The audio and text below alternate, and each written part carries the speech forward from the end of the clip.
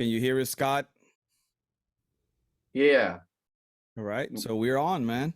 We are live. Welcome, everybody joining us in cyberspace. Yes, can everybody hear me? Yes. Okay, Yeah, we are sorry. good. There is a feedback here. Hold on. Oh, and I'm hearing myself, Jorge, but that's okay. I'll roll with that. Okay, we'll fix the feedback. Everybody hold tight. Yeah, I'll pull the earpiece out because that's gonna confuse me. All right, everybody, welcome to the webinar. What we'll do for the next couple minutes, because we know that some people will show up just a tad late. Why don't everybody jump into wherever you're joining, whether it be YouTube, whether it be this Zoom link, but go to the chat, tell us where you are from. Love to know who's attending and from where. It's always fun to see not only sometimes all over the US, but sometimes multiple countries. And we might give a shout out. Jorge might give a shout out.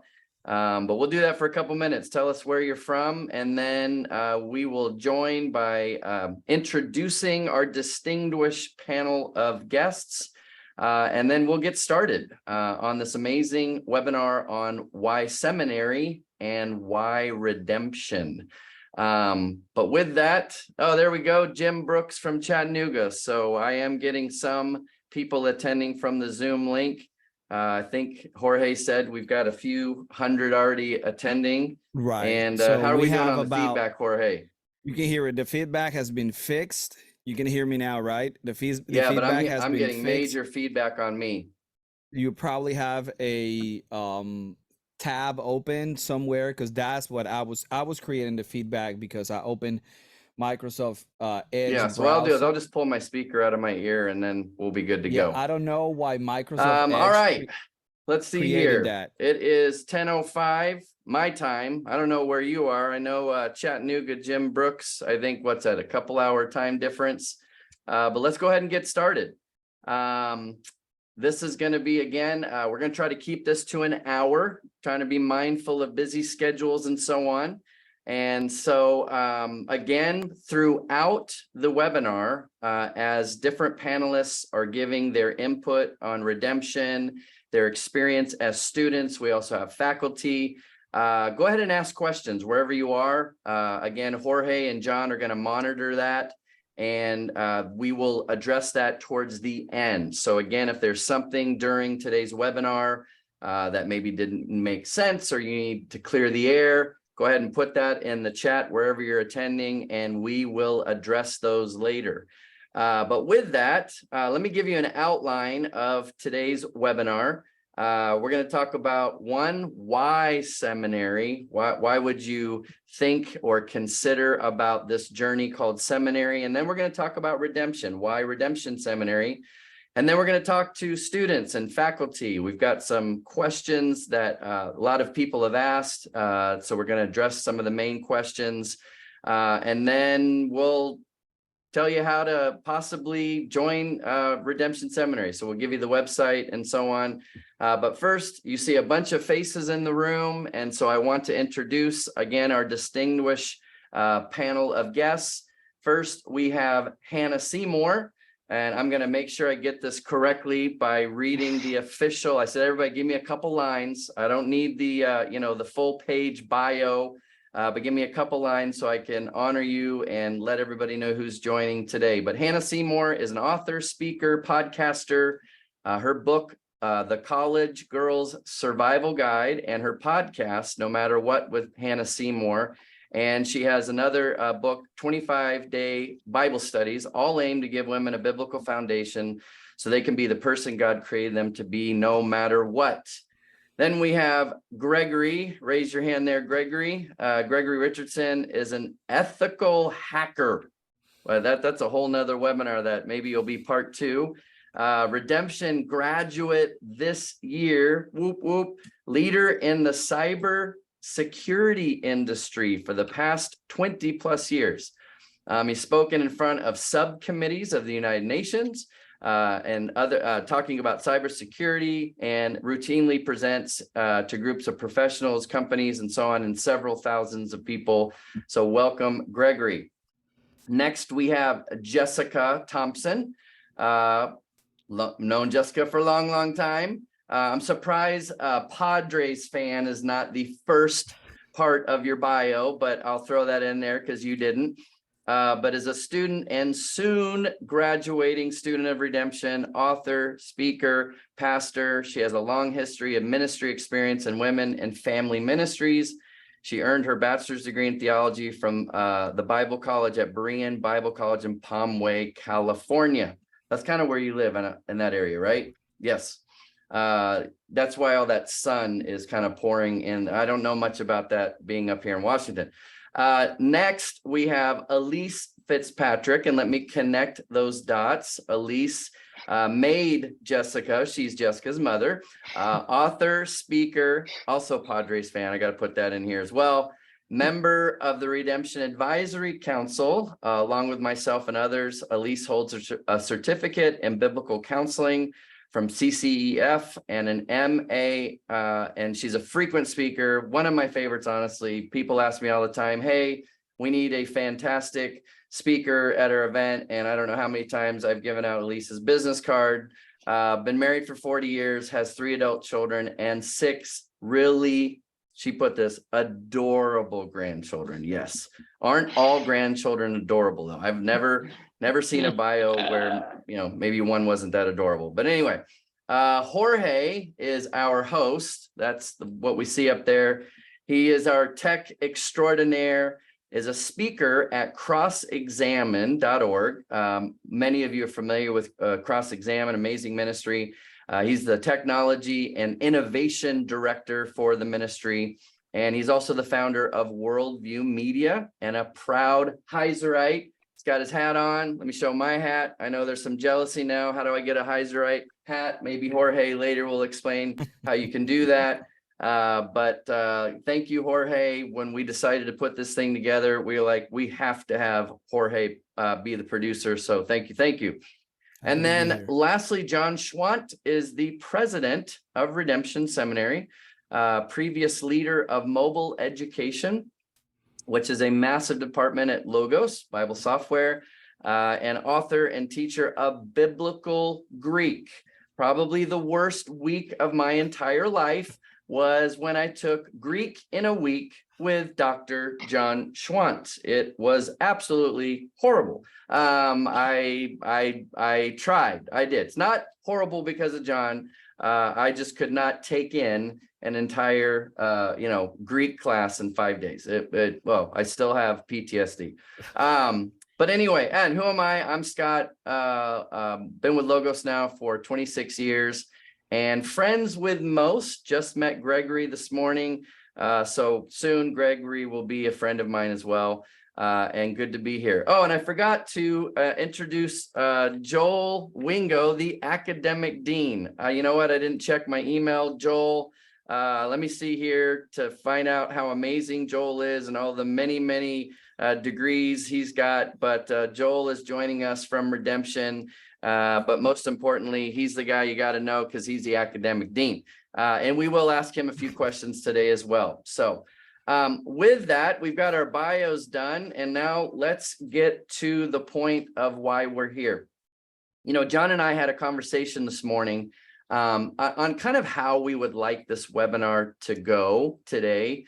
And I told John that I just finished purchasing the upgrade to my sound system in my living room, and I'm obsessive about reading reviews on speakers and sound bars, and I watch YouTube videos, and my favorite YouTube video is the person that can pack in the most information about something in the quickest amount of time. I don't want to watch a 3-hour video on one feature of the speaker. I want 30 features done in 30 seconds, if that's possible. So today is going to be very informative. That's the point, is to give you as much information about not only the seminary experience, but also Redemption Seminary. So I thought, and this will live, we will post this obviously on the Redemption site. I think many of Dr. Heiser's sites and ministries will also post. So this will live out in cyberspace for a long time, and should be a good basis for you, again, to get information again on seminary and redemption. But the first question is for Elise Fitzpatrick. I thought it would be great, Elise, especially with how long you've been in ministry, how many different denominations you work with, ministries you work with. I mean, you have an amazing Rolodex. Why seminary? Why would anybody want to pursue a seminary education? Elise. Thanks, Scott. And Scott, you're the king of grandparents. So I just got to bow to you, because you bring wonderful little animals to your grandchildren. So we'll get there. Yeah. So why seminary? First of all, because Jesus said that we're to love God with our whole heart, soul, mind, and strength. And part of what it means to love God with your mind is to learn, to seek to learn, to seek to understand. And so what I want to do, and I mean, I've been doing this for 30 years. If this was available to me 30 years ago, it would have been so helpful in helping me not to make the missteps I've made, in not having the knowledge that I really needed. So what does seminary do? You know, it helps us it gives us a deeper understanding. That's what I want. I want a deeper understanding of who God is and what it means to love him with my whole heart, soul, mind, and strength. And it also gives me a bigger view of Christianity. So it's very easy for me just to look at my little corner of Christianity, but seminary helps to broaden my understanding. And it helps me to grow in my love of God and his word. And this is the most important thing, it helps me to love my neighbor better. Because the more I know about the Lord, the more I will love my neighbor better. And that's really what I want to do. Amen. Amen. Amen. Great reasons to go to seminary for sure. With that, I thought we've got kind of the reasons to go to seminary, but now let's shift our focus over to Dr. Schwant. Two big questions for you. With that in mind, why redemption? You know, what are the distinctives? Because there's many options out there today. Why Redemption Seminary? Well, thanks. We started Redemption because seminary, just the structure of it, the traditional model, just made it not available for adults, people with families, people with careers and jobs. You had to leave. And this actually really was heavy on Mike Heiser's heart. Was he had friends that had to leave their church, had to leave their career to go to seminary, and it just crushed them financially. It just kind of wrecked their lives, and they ended up not even finishing their start into the ministry because of the system. And I think it's kind of a human condition problem. It's not, I don't want to blame, one particular seminary. We just have, as part of being humans, we love our structures, and then we end up serving our structures. And so we have to be vigilant as we produce structures that they're to be made for us, for people. So we took a reset when we decided to redesign a seminary. And so we thought we wanted to pack as much quality in there, but have it be accessible, have it be affordable, have it be 100% online, have it be achievable for adults with busy schedules with kids. So it can't be high stress You don't want your spiritual formation course to wreck your spiritual life. That doesn't make any sense at all. So, but it takes a lot of innovation to do that, because traditional school is either from the medical industry, from the law industry, is built to weed people out, and we want to weave people in. So it's a different model. It's a workbook, it's apprenticeship, it's a discipleship approach. And to do that, we needed to develop a model that allows people to work at their own pace. Maybe that's just your hour a day or Bible study effort, but it's programmatic, so you can step through it and then meet with a one-on-one with a mentor who can give that guidance along the way.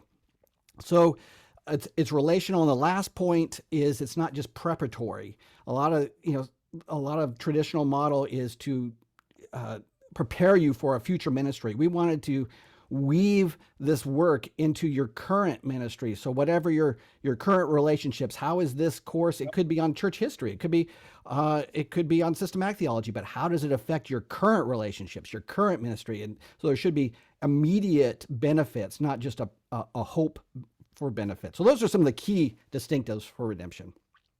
So basically being holistic, I went to seminary, and I had a good experience, but I did feel it was compartmentalized from my family, from as much as I tried to integrate all that together, I don't feel it was a focus of the seminary. And it's one of the things I really appreciate about Redemption.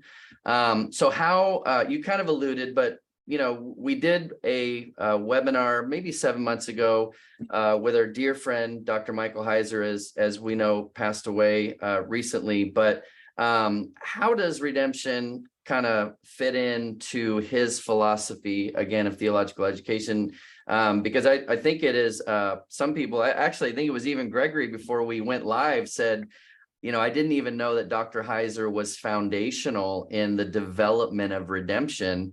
That's Mike, right? Just this humble, brilliant scholar guy. But how does Redemption kind of align in with his philosophy of education? Well, I've known Mike for a long time. He was the first mobile ed professor. So that's where this whole idea started rolling, was with mobile ed at Logos. And then we decided, well, how can we package an actual degree around this? And so he was instrumental not only in mobile ed, but then he was a founding board member of Redemption. And a big driver was those relationships that he had, that he felt so sorry for his friends that the structure just ground them up. So that was a big motivator for him starting the school. Another part was, he likes to ask questions. He is not only is he humble, he's courageous. He's not fearful to look, and ask questions that might end up changing his whole system or changing other people's systems. And that is rare in ecclesiology or in just traditional systems, because if you start probing, asking serious questions, you might be out of a job, because suddenly your denomination, that doesn't quite fit with, you're still within the kingdom, but now, and so I think there's some questions, especially in the academia realm, that don't get asked for fear of that. And so that was another impetus here, is how do we have approach an institution that allows for that Christian liberty in academic thought, that you can ask those challenging questions. So he was and I think we've done that with our statement of faith and bringing in professors from and mentors from all different denominations. But that was a big one, is to have that variety and the freedom to ask those probing questions. Yeah, and you just answered a question I was going to throw to you in a couple minutes, but, Redemption addressing the different multi-denominational traditions. That is another distinctive, especially when you look at the lineup of, when I'm talking about Redemption, one of the things I said is Redemption got all the rock stars out there. It's like most seminaries have one or two very prominent names. Oh, I recognize that. And then you look at they're great teachers, brilliant, but I don't know them. The entire lineup of Redemption is wow, incredible. That's awesome. So a definite distinctive. So let's throw a question to a student. Jessica, the smile gets bigger and bigger as I know you are very close to being done. Oh no, But she graduated. It she's just done. happened. Yeah. I Graduate. actually finished a couple weeks ago, I think. Yeah, I'm done. Oh, that's so awesome. Awesome. All right. That's the reason for the big smile.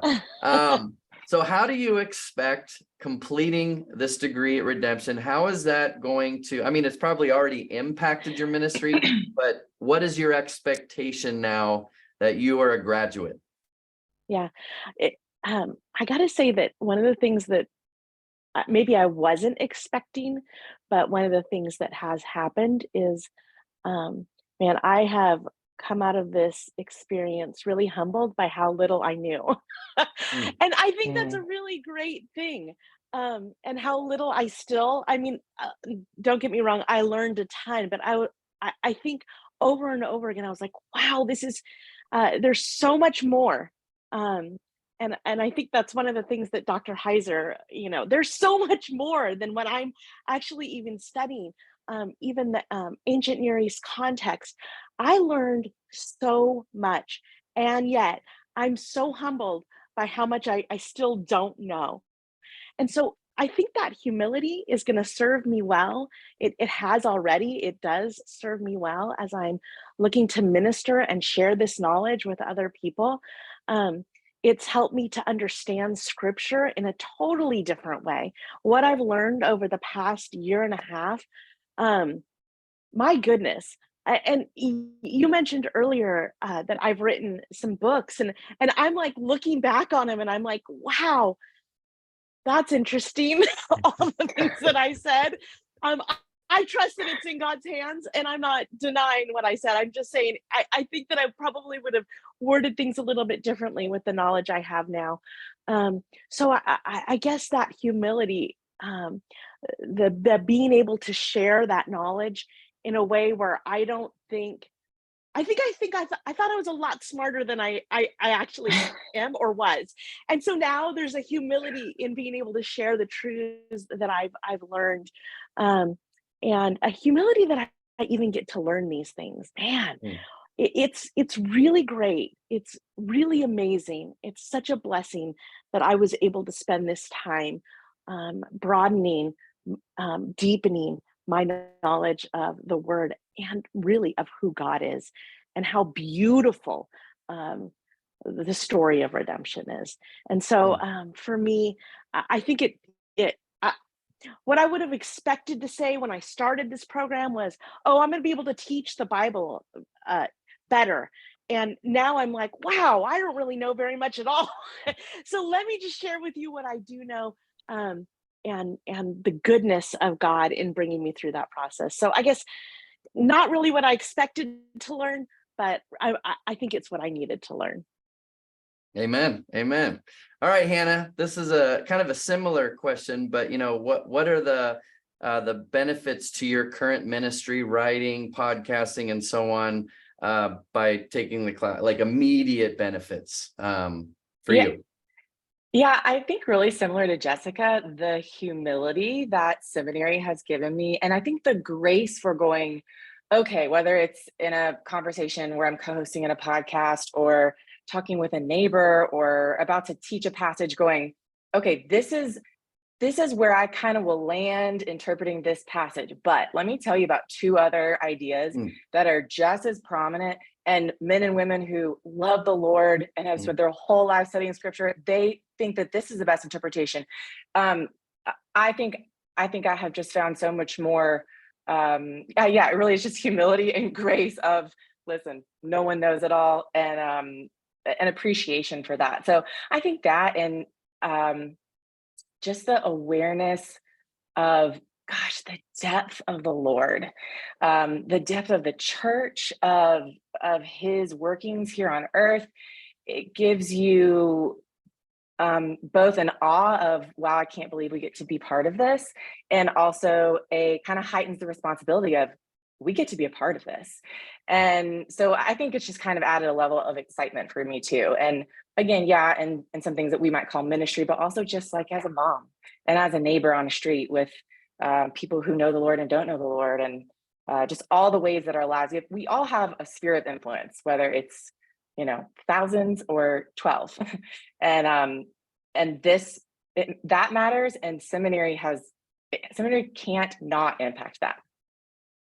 I really appreciate that response, because a couple weeks ago, I was thinking about working with this ministry, presenting at their conference, whatever. And I love their statement of faith, because the main person, I won't give the name, kind of gave their view of some certain theological things, such as soteriology, but said, we've got a lot of people on our staff that think this way. I've never seen that before on a ministry page. I was like, that's unbelievable humility to say, hey, this is what I believe, but we got some people that love Jesus that think a little differently than the boss.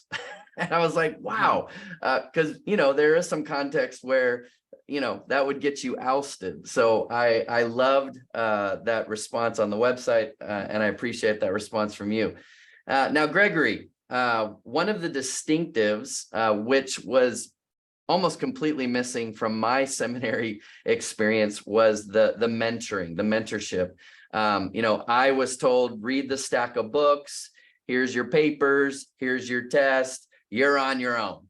And I powered through with much sweating and late nights and, and lots of Pepto-Bismol. But how is the mentorship? What does that look like? The mentoring sessions as a big part of Redemption? Great question. I'll try to answer it a little bit broader to throw a little additional context in there for the audience. First of all, as mentioned, I don't work in a ministry. I'm not in full-time ministry. When I started Redemption, I had no aspirations to move into full-time ministry. I just felt very strongly, and I was encouraged by, other personal mentors that I had outside of the mentor that you just asked me about, saying, yeah, you've been a Christian for a long while, 40 years, whatever.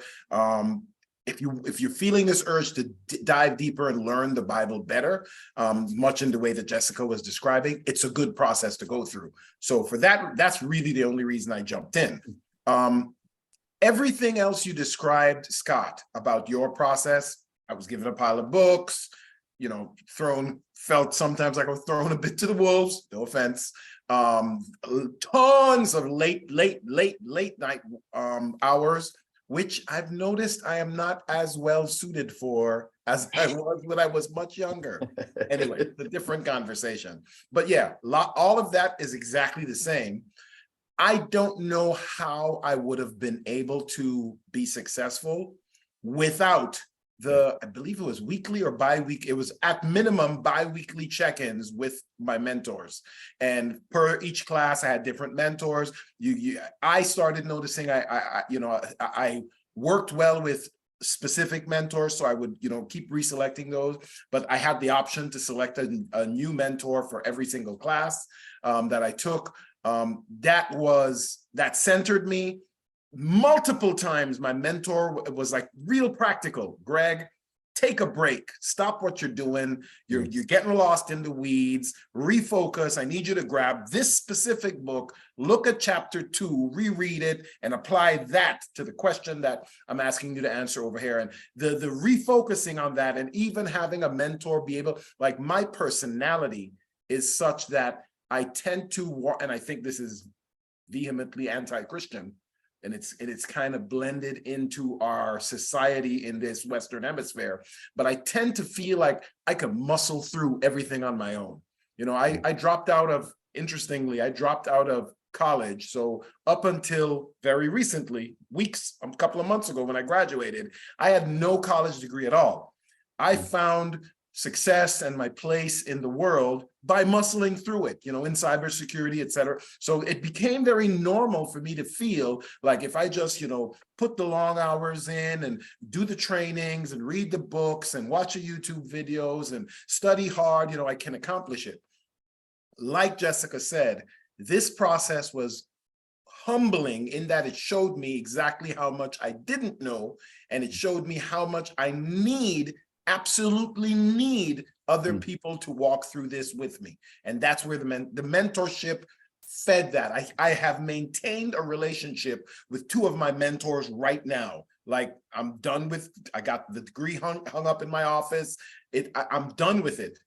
But I still keep a very, very close relationship with those mentors because they have impacted my life at that level. So that's kind of like a day in the life of studying with a mentor. I don't know how I would have done it before. And I'll add one other extra piece of context, which probably might be interesting for your audience. College dropout, had to do a lot of extra work to get accepted into Redemption, but this, you know, it was part of their mission. And upon graduating, I applied with the help of Joel Wingo and Dr. Schwank. I applied to an accredited university called Tyros University up in, I believe, South Dakota, if I remember correctly. And I was now accepted on the basis of my degree that I just got from Redemption. I have now been accepted into their doctorate program for theology. And I'm starting that in September. Like literally could not have done that in the state that my educational journey was in. Frankly, and this was the conversation I had with Dr. Heiser, I had given up on ever doing education again. You know, I got started in college at a very young age at 16 and quit a couple of years in, very stupid, immature, childish decision. Felt like I was smart enough and I could go and work. So let me just quit and go in the business world. And I found success there, but it caused me to write off and say, I'm not deserving of having a degree. And I didn't fit into that degree template that, you know, Dr. Heiser and Dr. Schwant and yourself, Scott, have been describing, you know, the typical way it goes. So even the name Redemption in the seminary, really apropos in my life, in the context of where I find myself in. So I'm gonna shut up now because I know there's no, that was fantastic. Fantastic. All right, Jessica, another question for you. You know, what does the process look like as you're, you know, somebody's gonna hopefully be encouraged today after what we've heard. I'm going to go to the site that we're going to give you here in a moment and at least fill out an application. I'm interested. And then lo and behold, you got your first class. What does that even look like? You know, is it self-paced? What's the time commitment? That kind of thing. It is self-paced. Before I start on that, and I know we're supposed to keep this short, I just have to echo what Gregory was just saying about having a mentor. Life-changing. Just that in and of itself, if all you could, that in and of itself is worth all the time, all the effort to get to speak to a mentor for 30 minutes or every week. Some of my mentors, I mean, have changed my life in very significant ways. So I have to say that. So one of the first things you do would be to choose a mentor. And there are mentors from all different types of backgrounds with their bios up on the website. You can look through and see who would I jive with, who would I align with, and also stretch yourself a little bit. Who would I not, and who would it be helpful for me to learn from? So there is a long list of mentors that you can choose from. And then it is self-paced. So I work full-time on ministry. During my journey through going through Redemption, I was also finishing a book. And so you also involved in other things, but it's go at your own pace. So I chose to go at a very fast pace. And so I would work for a few hours every day in my classes. But you don't have to do that. You can take as long as you'd like. You can go as quickly as you'd like. I mean, obviously it's good to absorb what you're learning. So I wouldn't just say like breeze through it.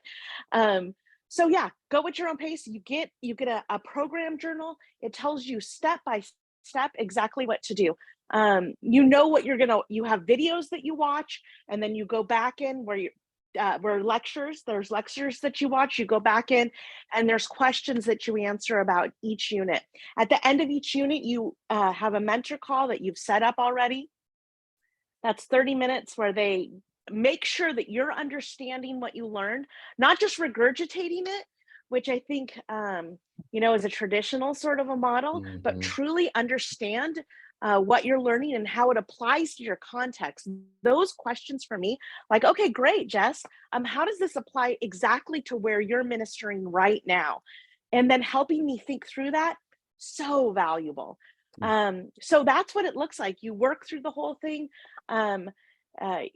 All the reading is there as well. Everything is self-contained. You're not having to jump to a million different things, pull out all these different books, remember where you're at.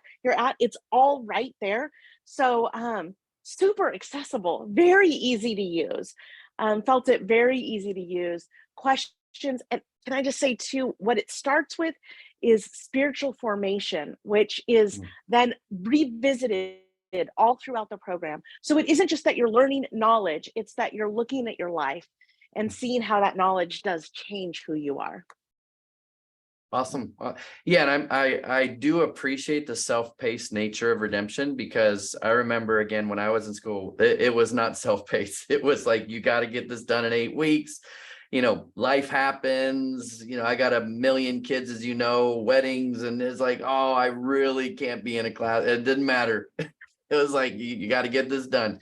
And, most of you know that we have some very distinguished NFL players actually attending Redemption, who think about their crazy life, seasons and training, and so they hunker down in the off season, get as much done, and then so I love the fact that Redemption is self-paced. Hannah, kind of in line with what Jessica just gave great input on the self-paced, but how does it fit into your busy life? One of the big focuses of Dr. Heiser was the relational impact of seminary.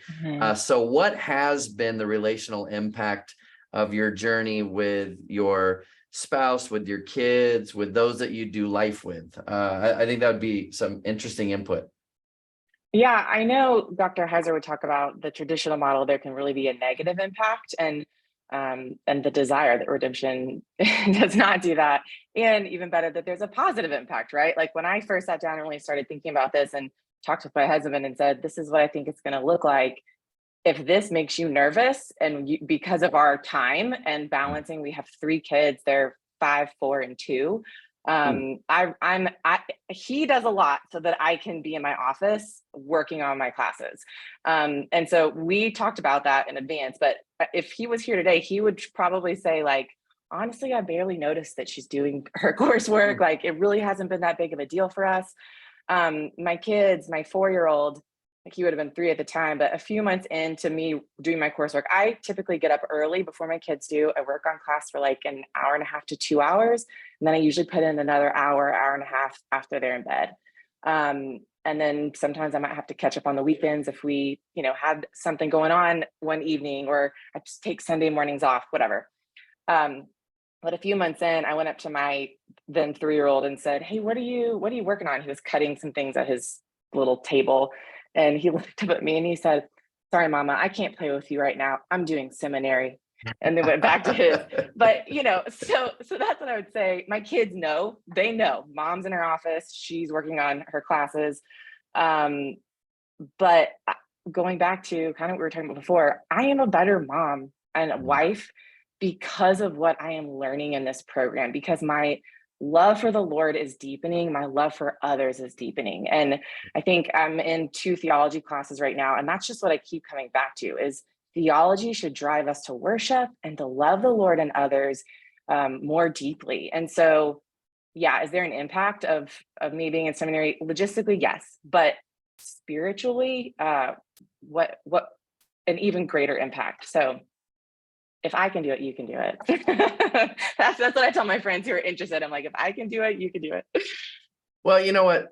I think everybody has said this, and I think it's very, it's awesome, the fact that the spiritual formation that is developed as you're taking these classes. The cliche out there is cemetery.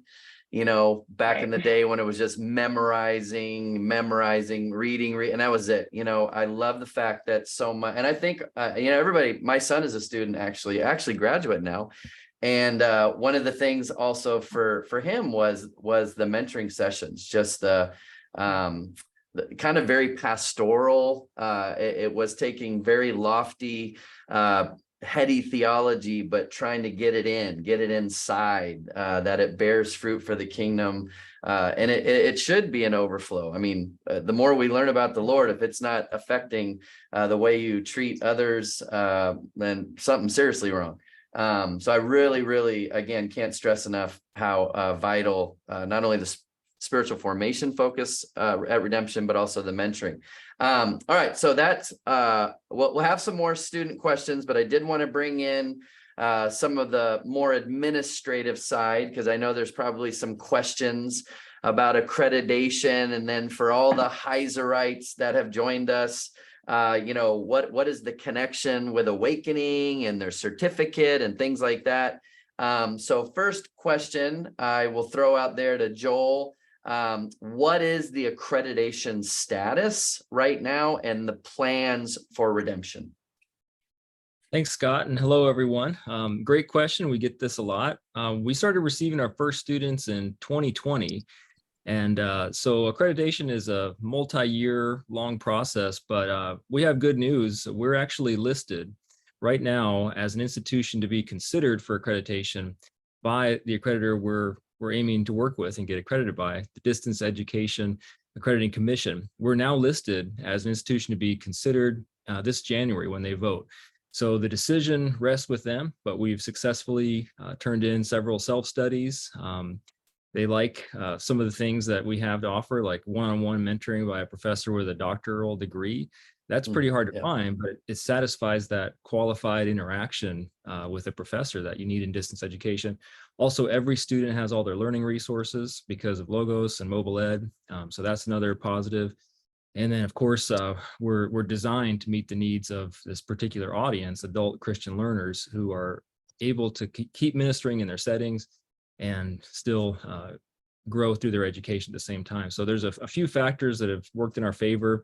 Our president, Dr. Schwant, and I, that's been a big part of what we do, working together, and with Tracy as well, this accreditation journey. So as of today, we're not yet accredited, but we have good news in that we are to be considered for accreditation this January, and we have our site visit, which is a big step with the evaluation team coming this August. So lots of good things we're thankful for there.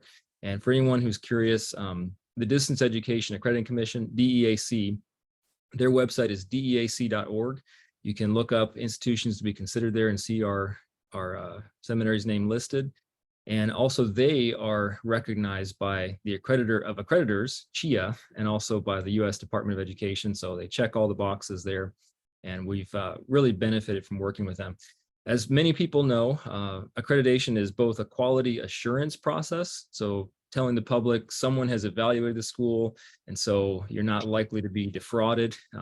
And this has been an issue in online education where students don't get a good value for the money that they pay. So this is a way of assuring the public that this is a quality program, but it's also a quality improvement process. So we're doing it not only for the accountability aspect, but because it also helps us improve as we work to raise our standards and meet all these standards that are related to quality assurance. So why are we doing this? We're doing this because it's better for our students. Many students don't really care about accreditation. They don't need this for a job, but it could be that down the road, even those students who aren't too concerned about it will benefit from this. And so that's why we're doing it. And that's where we're at as of today. Awesome. And go ahead and speak into the relationship with Awakening, the certificate in biblical studies, which we all know that Dr. Heiser was, hugely foundational in that school. But what's the partnership between Awakening and Redemption? We have a unique partnership with Awakening School of Theology, and it came about because Dr. Heiser was foundational in starting Redemption and also Awakening being his school. And so it's pretty amazing. It's the only institution we have a written articulation agreement with to receive transfer credits. It's possible that maybe some other courses could transfer from other seminaries, but with Awakening, it's special in that we've reviewed their curriculum. We know Dr. Heiser, obviously the primary teacher. And because of that, Awakening students who graduate with the certificate, and you can check the details on each of our websites, you actually get transfer credit for the 6-credit course theology and culture and context. So 6 credits that you don't have to take at Redemption. That saves money for students who are coming in with that.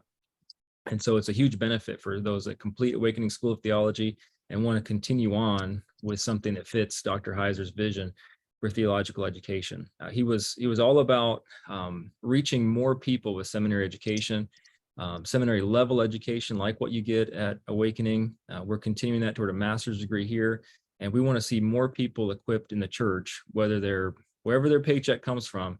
The church needs more highly equipped people. And that's something that Dr. Heiser was so passionate about, that he dedicated his life to, and we want to carry that on. And so helping with a little bit of an incentive to make it easier to finish your master's degree was the desire with that agreement. So 6 credits, 1 course you don't have to take. So for those that have either been a student or currently a student at Awakening School of Theology and are like, wow, this is awesome, I do want to pursue a master's degree, the perfect next step is to contact us at Redemption, fill out the form. So that would be a good segue there, John, for the,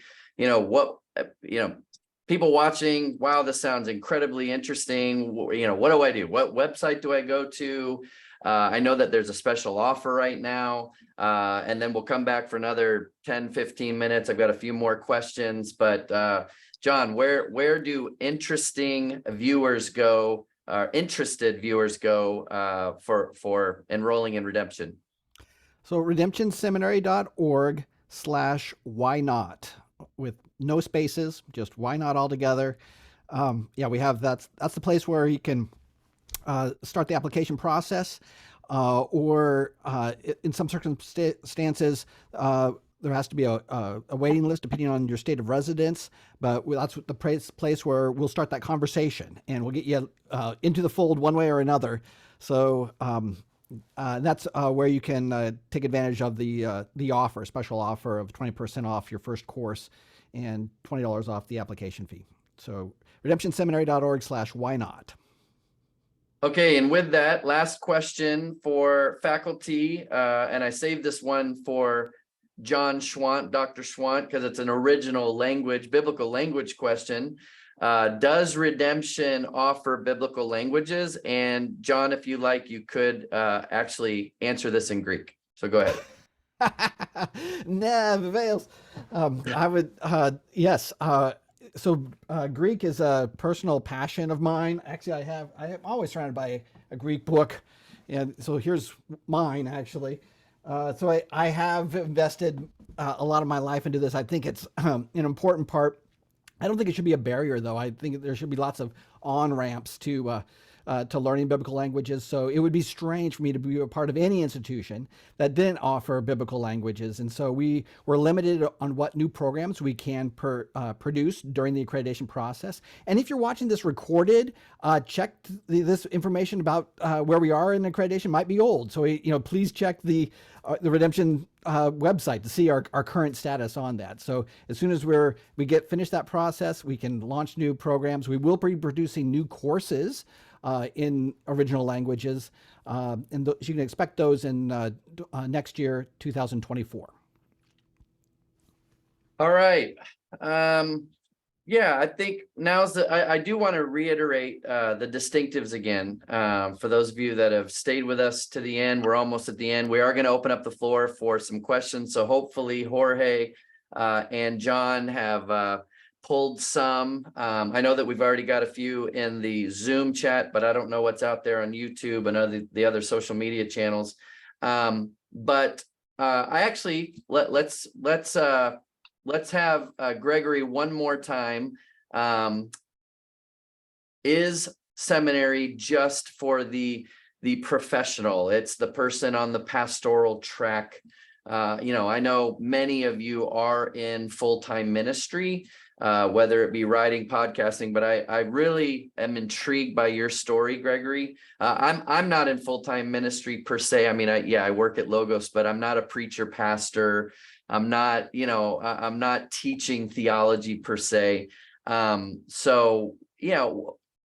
to those that have given themselves that excuse that I'm not in full-time ministry. So why would I consider going to seminary? Well, First, I got to call you out on one thing, Scott. I've seen you on many a podcast. You absolutely do teach, but agree to disagree. Back Okay. to the question that you asked me. As I stated before, I have no machinations in my mind, imaginations or anything else of going into ministry. I'm not averse to it. Many times over my 40+ year life as a Christian, I've, asked God, okay, I guess you need me to quit this computer stuff now and go and be a preacher. And many times, every single time, God has corrected me and no, keep doing what you're doing. The time will come, I'll just follow my lead. Because I tend to want to power through everything. So I tend to want to, be very, very quick. FYI, for some of the people in the Q&A that were asking, I think a course lasts 7 weeks or 6 weeks, 8 weeks, something like that. I think it was 6 weeks and 1 week of the final, wrap up with the all the final output, etc. So it's about 7 weeks. That's how long one course takes. I was taking one course at a time, except for one summer when I decided to take 2 courses. Don't do that. But I was taking one course at a time, one after the other. If you keep that pace, you can get through it relatively quickly. You don't have to. You can take a break, take some time off, etc. But an actual course takes about 7 weeks from soup to nuts, beginning to end.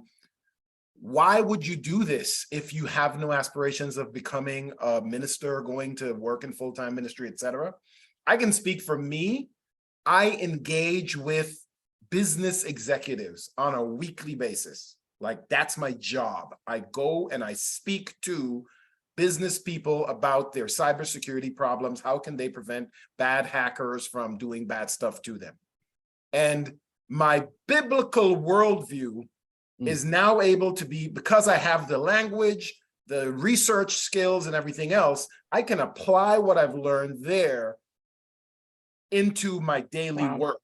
So it's made my research on cybersecurity better. So just that alone, worth the price of admission for me. Like, I've had peers and other people that have noticed it.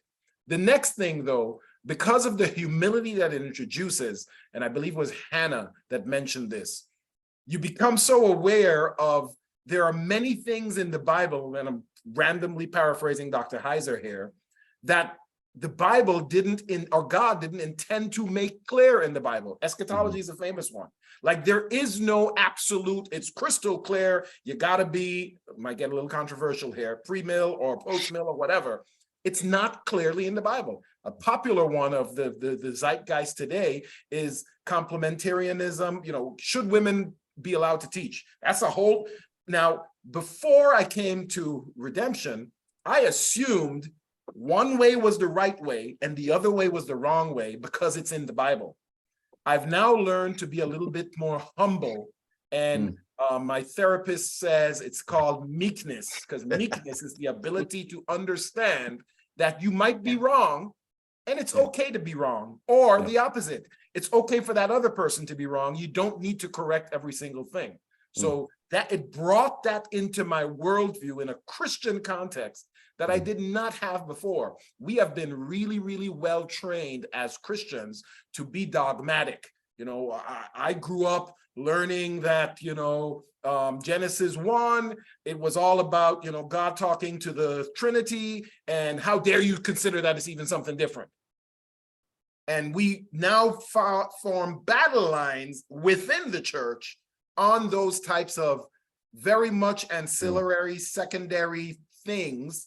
And I think just going to an institution like Redemption, where you learn to read the Bible and understand it a little bit deeper, it breaks down a lot of those. Bro, sis, it's not all crystal clear concrete because you grew up in Sunday school learning this. Sunday school is phenomenal. It made me the man that I am today. Some things we learned out of lack of having that knowledge, and Redemption helps fill in those gaps. It's kind of a long answer, but no, great answer. That helped someone. Great answer. All right. So again, for those of you interested in finding out more, the website is redemptionseminary.org / my mom always asks, is it this way or that way? It's that way / why not? I think Jorge's putting the website, you can see the URL up there, and there's the special offer discount on the application fee and 20%. I mean, one of the distinctives of Redemption is the affordability. I actually, when I'm talking about Redemption, that's probably the thing I start with most, because today's seminary education, I think on average is upwards of $25,000, $30,000. Redemption is nowhere near that. So to get a 20% discount on your first course is phenomenal. So again, go to redemptionseminary.org/why not. Other distinctives we know, the accessibility, online, you don't have to move anywhere. It just fits where you are at, your busy lifestyle. We've talked about the mentorships, world-renowned instructors. Like literally, I hope all of you go to the Redemption website and see the lineup, because it is the rock stars of the seminary world. But I also wanted to give some time today for some Q&A. So again, I think we'll put the website up a few more times, and then wherever this decides to live, I know we're going to have this posted on YouTube, both some of Dr. Heiser's channels and Redemption, and then we'll obviously have the URL there to fill out your application. But Jorge and John, give us some questions and some answers from what you've heard today during the hour we spent. Well, Scott, I want to start by saying that we had a little glitch on our end here. For some reason, Zoom just kicked us out, so we started back up. Questions are back up. So I lost a couple of questions, but I was able to salvage a few. I always have a backup. So I have actually one from the first, before the glitch. It says, feeling called to the Anglican priesthood, would Redemption Seminary help serve towards a Master of Divinity? Is that something you guys can answer? John or Joel? Yeah, I can answer this. So Master of Divinity is a degree that is usually 72 to 90 or higher. And so our degree in MA is 36 credits. And so usually those can be applied to another program and be a nested part of an MDiv program. I would recommend, though, doing what Gregory did. Instead of an MDiv, just go on and get a Doctor of Ministry after the MA. It's a higher level degree, and that'd be my personal advice. But it would fold in.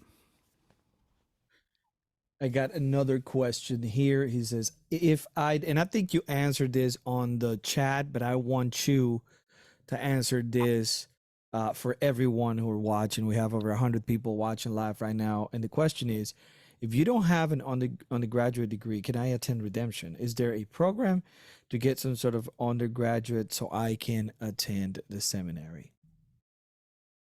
Joel, do you want that? Yes. So part of our purpose is to reach people that don't have the traditional degree profile that seminaries normally require, which is an undergraduate degree.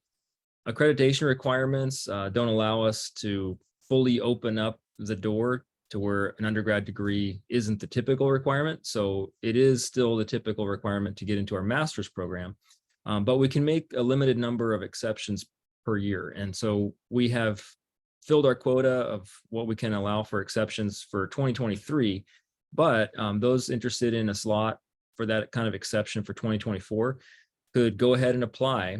And anyone is welcome to take courses on a non-graded basis, which means you still have access to the library, all the learning materials under that non-graded status. So the same self-paced part of the courses that everyone gets, you would still be able to do that. And then the mentoring part, where you do that 7-week series of meetings with a mentor and get your final grade and credit for the course, that's the part that applies to the master's degree that we can't do until next year if you don't have an undergraduate degree. But we do have some people starting early, and that work they do now and the money they pay for that part of it would still apply should they get an exception for next year. So we encourage you to still come our way. We have options for you. And we want to do everything we can to admit as many students as possible who don't have that traditional undergrad degree. Interesting. I got another question here by Jason. He says, what states can participate in the Redemption Seminary? Last time I checked, about 8 months ago, he says Nevada wasn't one. Has that changed as far as Nevada? Well, you can see the list of states that we can't yet serve at redemptionseminary.org/why not. And we're expecting this to, these states to unlock these states in the coming year. So Nevada is we're still waiting on Nevada, and that's going to be dependent on our accreditation. So still waiting on Nevada. We can, though, if you want to get started, you can do non-graded work, where it's audit, where it's the same portfolios, it's the same coursework, you get all the same, everything unlocked, you just don't have mentoring. And then when the mentoring is able to be used, you can, you're using those same portfolios. So that is an option if you want to do self-work in those states. That's good. Another question is, how affordable is it?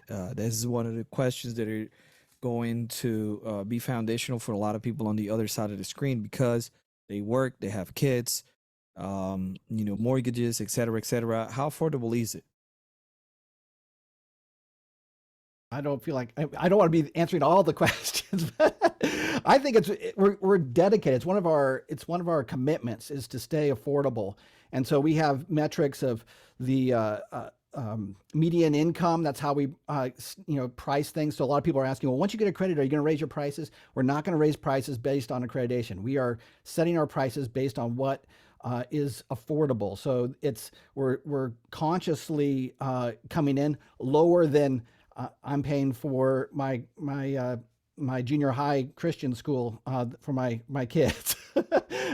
We're trying to keep it lower than the a used car payment, and then make it possible for someone who to space payments out. So if everybody has a different budget schedule, so you're not locked in to making a payment every month, where if you need to save up for a little bit, you can take those breaks and work through. However, you can stretch it out for as long as you need to. So we're committed to making it and keeping it affordable. Good deal. I know Gregory want to say something, and then we're going to run to another question because we have to finish within 10 minutes. Yeah. Just want to contribute to what that question about affordability and what Dr. Schwant was saying. I can appreciate that it's always difficult to talk about your own baby. So as a student that has now completed it, let me give my feedback on affordability. Like everything in life, it requires sacrifice. I have 4 kids, 1 wife, 1 house. I got bills just like everyone else. I had to make a conscientious effort and make a sacrifice that this was going to be important, and I was going to put this aside. The school had a very clear process of, listen, we can break it up into payments. So every month I was making the same payment. So it was very budgetable, I could plan against it. I needed to take a little time to set my budget up, et cetera, and say, okay, I'm going to start today, and then know that for the next 3 years, every month, I'm going to pay this amount. So is it free? No. Is it easy? Heck no. Is it absolutely doable? Yes. Will it require sacrifice? Like everything good in life, it will require sacrifice, but it is doable. It's a very good answer. Very good answer. I do want to, again, remind all of you on the other side of the screen that are watching across Dr. Michael Heiser's social media that you can go to Redemption Seminary, all one word, .org/why not. And then you can see the special offer that we have for you. Start with the application today, receive $20 off your application fee and 20% discount on the first seminary course you register for this year. And I'm not going to read everything. You can do that. But go ahead on and check out what you get from Logos Bible Software, how this differ from different seminaries. I mean, it is definitely an amazing option for you to come and change your seminary education, your theological education.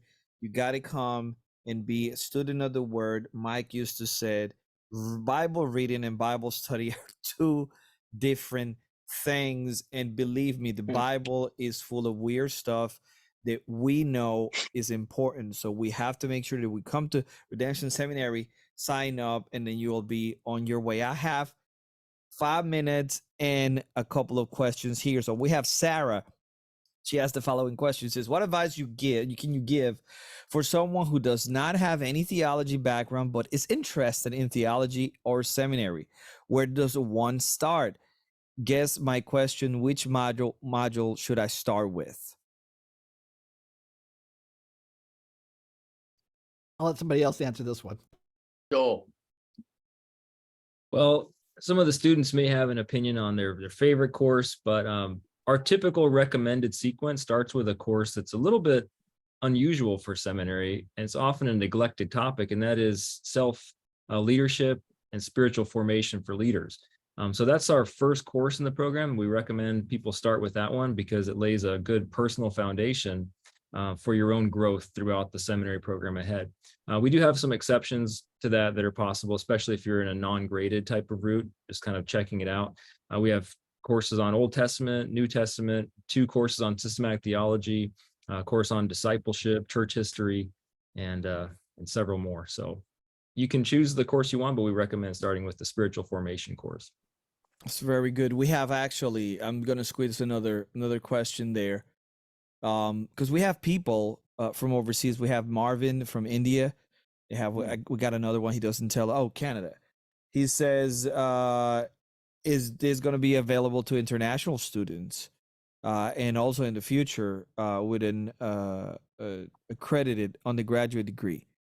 So can international students attend Redemption right now? Yes, international students can attend. It's only the U.S. is strange. We just have states' rights issues. We don't have international issues for schools. So it's wide open for international students. It's actually very easy, and we have mentors in other countries. So yeah, that's perfectly welcome, and we love it. Awesome. And then Awesome. the So- undergraduate question there, John. I think there was a question about Unmute. There we go. The undergraduate. Right now, we don't have an undergraduate degree in the planning. That is long term on the horizon, but we do have a process for accepting people with life experience without an MA. We have a process for doing that, and that is our heart, especially with adults that really are far enough in their life that they don't want to take a 120 credit undergrad degree. It doesn't make sense for them. So we're pushing in both of those directions. So the exceptional route or audit non-graded route is currently available. And then long-term, way down, years out, we do hope to offer an undergraduate or undergraduate equivalent. Very good, very good. Well, remember, go to redemptionseminary.org, or one word, /why not. Go ahead on and sign up. This is going to be a terrific investment for your life and everybody who's going to be impacted by you going deep into God's word. This is what we're called to do. We're called not to just stay drinking milk. We are called to go deeper into God's word and to be able to use this to transform our hearts and all of those around us. Like I said, it is the good infection, just like C.S. Lewis said it. This is something that we got to pass down first to our children and everybody else that we come in contact with. Is the Great Commission. It is not, we're not called to make believers. We're called to make disciples, and through seminary we make disciples. Scott. Hey, thanks everybody for joining, for committing a good hour and 11 minutes of your time. Thank you for our panelists as well. I know it was a commitment on your part as well, so thank you. And it was really good to hear from real students currently enrolled, graduated. Congratulations to those that have graduated. But again, for those of you that have stayed with us, if anything we talked about today intrigued you, interested you, please go to the website, just enroll and ask any questions. All the contact information's on the website as well. And maybe when we do this again in 6 months, all the new students we see participating will be those that watch today. That would be absolutely awesome. So thank you again for joining us, and we'll see you again. All right. Bye-bye.